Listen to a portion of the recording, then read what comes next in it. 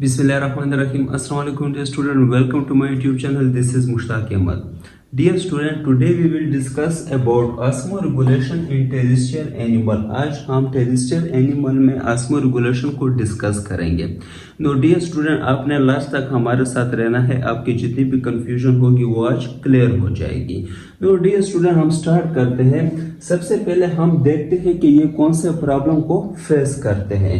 तो ये जिस प्रॉब्लम को फेस करते हैं उसको हम डिहाइड्रेशन कहते हैं. तो डियर स्टूडेंट, जिस तरह आप सब जानते हैं कि ये टेरेस्ट्रियल इन्वायरमेंट में रहते हैं.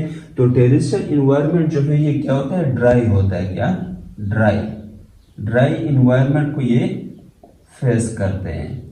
Now dear student, dry environment में क्या होता है? इनके बॉडी से वाटर की ऑपरेशन होती है या वाटर लॉस होता है. क्लियर? नो जिस तरह आप सब जानते हैं कि जब बॉडी से वाटर लॉस हो तो उसको हम क्या कहते हैं? डिहाइड्रेशन. नो डियर स्टूडेंट, अब ये इस प्रॉब्लम के साथ डील किस तरह करते हैं? तो इनमें डिफरेंट एडाप्टेशन होती है. क्लियर? तो इस एडाप्टेशन की वजह से ये इनके बॉडी में जो वाटर लॉस होता है या वाटर की ऑपरेशन होती है वो ये प्रिवेंट करते हैं. क्लियर? तो डियर स्टूडेंट, अब हम एडाप्टेशन की बात करते हैं. तो सबसे पहले हम बात करते हैं chitinous exoskeleton. Now dear student, जो आर्थ्रोपोड्स होते हैं यानी कि इनवर्टिब्रेट्स. क्या? इनवर्टिब्रेट्स. और स्पेशली इसमें आर्थ्रोपोड्स, इसमें क्या होता है? काइटिनियस एक्सोस्केलेटन होती है. यानी इनकी जो बॉडी की कवरिंग है वो एक्सोस्केलेटन से बनी होती है और वो काइटिन इन नेचर होती है. काइटिन जो है वो प्रोटीन है. क्लियर? तो ये हार्ड होती है जिसकी वजह से इसमें वाटर का लॉस नहीं होता या वाटर जो है वो इनके बॉडी से ऑपरेट नहीं होता. क्लियर? अब हम सेकंड की बात करते हैं, dead keratinized skin. Now dear student, जो बाकी मैमल्स होते हैं यानी कि रेप्टाइल्स हो गए, बर्ड्स हो गए, मैमल्स हो गए, तो इसमें डेड केराटिनाइज्ड स्किन होती है. क्लियर? ये क्या होती है? केराटिन से बनी होती है. इनकी बॉडी की कवरिंग में डेड सेल होते हैं जो कि केराटिन से बने होते हैं. क्लियर? तो बाकी जो वर्टिब्रेट्स है इसमें ज्यादातर जो है वो डेड केराटिनाइज्ड स्किन होती है. क्लियर? यानी कि सेल होते हैं इनके स्किन में और वो डेड केराटिनाइज्ड होते हैं. वो केराटिन इन नेचर होते हैं और दूसरे वो डेड होते हैं. क्लियर? तो ये भी वाटर के लॉस को प्रिवेंट करता है. नो डियर स्टूडेंट, अब हम स्पेशल एनिमल्स की बात करते हैं यानी कि डेजर्ट के मैमल्स. अब डेजर्ट में जो है वो इन्वायरमेंट जो है वो काफी ज्यादा ड्राई होता है. क्लियर? बहुत ज्यादा वहां गर्मी होती है. क्लियर? तो वहां पर जो मैमल्स है वो ज्यादा फेस करते हैं ड्राई इन्वायरमेंट को और वाटर लॉस को. इसलिए वो अपने बॉडी में स्पेशल एडाप्टेशन करते हैं कि उनके बॉडी से वाटर लॉस ना हो, क्योंकि वहां पर चांसेस जो है वाटर लॉस के वो बहुत ज्यादा बढ़ जाते हैं.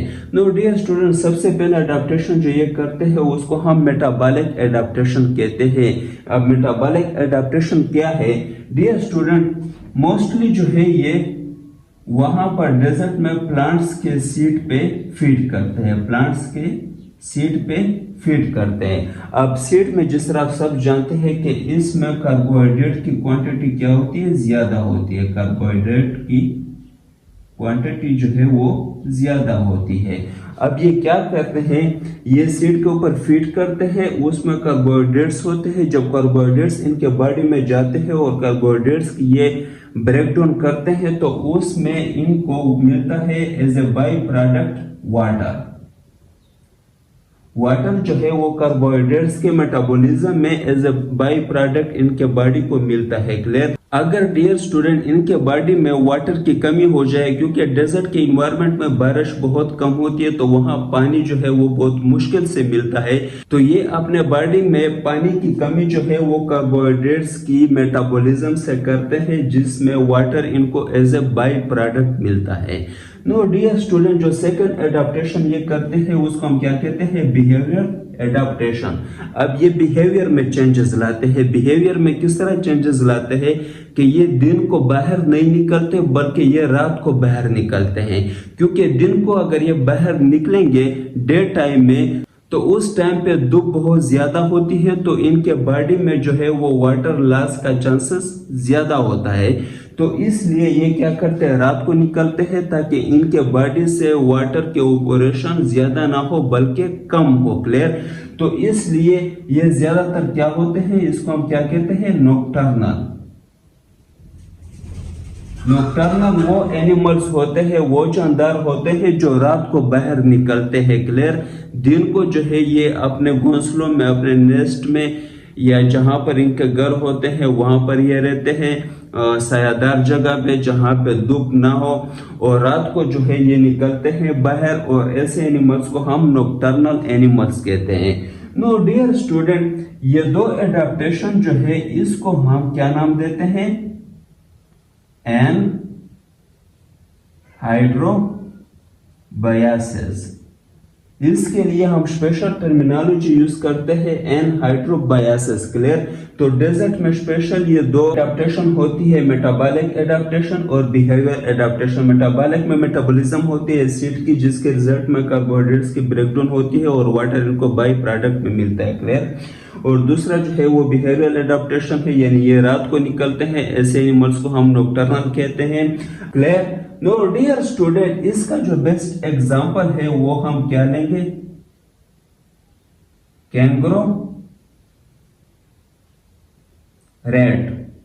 कैंगरो रेड जो है ये लाइफ टाइम जो है वाटर के बगैर रह सकती है। सही है। इसमें जो एडेप्टेशन है वाटर के लॉस का वो बहुत ज्यादा एडवांस है, और ज्यादातर ये क्या करते हैं, ये रात को निकलते हैं, और दूसरा जो है ये कार्बोहाइड्रेट्स की ब्रेकडाउन करते हैं, और इनको वाटर जो है वो एज ए बाई प्रोडक्ट मिलता है।